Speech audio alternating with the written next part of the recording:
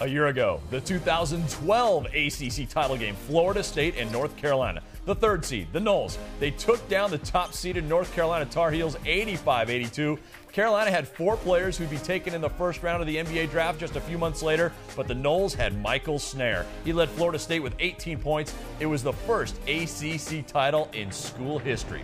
Over the past few years, we've seen the top seed only win the ACC tournament half the time, and it hasn't happened since 2010. That year, Duke went on to win the national title. You can also see how Carolina and Duke have dominated. This year, they would meet in the semis. Florida State ended a 7-year run by Carolina and Duke. Maryland won the ACC title in 2004.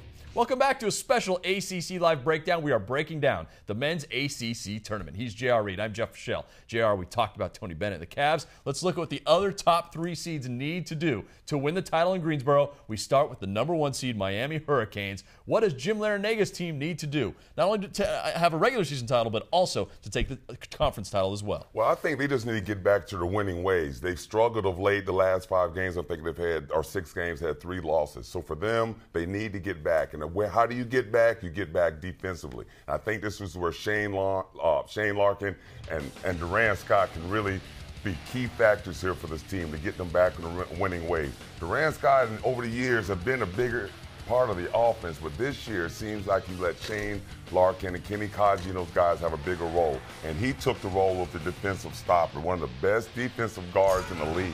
But like I mentioned, for them to get back when things aren't going well, when you've fallen off the mountaintop a little bit, you've got to go back to the fundamentals, and that's defense, and that's what's gotten them winning games. So that's the 1 seed, Miami. The 2 seed is Duke. JR, what gets the Duke Blue Devils 3 wins and an ACC title? Wow, I think just a steady diet of Ryan Kelly, of Seth Curry, and their veteran leadership. Now, I like to look at Duke in a couple of different stages. You look at them early in the year when they had Ryan Kelly. Then you look at the team now when he's come back from his injury. Look at his spacing right here. He wants to go and double on Plumlee, but he can't because Ryan Kelly is on the court spacing. And that's the big thing for Kelly. He doesn't have to be shooting the ball. Here, he's able to, Mason Plumlee's able to get his work done inside, and the bigs can't really come and double fully like they would want to, and he's able to get his own offensive rebound. And this is what Duke allows Duke to do with their offense. Great spacing, pick and roll again with Kelly. Kelly's not even in the play, doesn't touch it, but look at P.J. Hairston. He's in the paint. He has to be. They can't go all the way to double, and this allows the bigs and all the other players they have on the court to get going. Look how important Ryan Kelly is. The numbers do not lie. With him, they're 18-0. Without him, 9-4. And you might think the big, huge difference is on offense, and there's no doubt he helps on offense. But the reason we can talk about Duke as a national title contender is because of what Kelly does on defense.